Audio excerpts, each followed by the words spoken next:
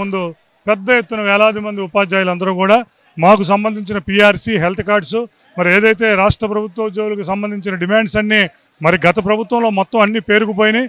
ఈ ప్రభుత్వం కాస్త కూస్తో మరి బకాయిల మీద మిగతా వాటి మీద చేస్తున్నప్పటికీ వేతన సవరణ మీద హెల్త్ కార్డుల మీద ఎటువంటి పురోగతి లేదు. తక్షణమే పిఆర్సీ కమిటీ చైర్మన్ని అపాయింట్ చేయాల్సిన బాధ్యత ఉంది. ఇంటీరియం రిలీఫ్ని ప్రకటించాల్సిన బాధ్యత ఉంది. హెల్త్ కార్డ్స్ అన్నిటినీ కూడా సక్రమంగా పనిచేసేటట్లు చేయాల్సిన బాధ్యత ఉందన్న విషయాన్ని మరి వేలాది మంది వాళ్ళ ఉపాధ్యాయులు రావటం ద్వారా వాళ్ళ మనోభావాలను ఇవాళ రాష్ట్ర ప్రభుత్వానికి తెలియజేశారు.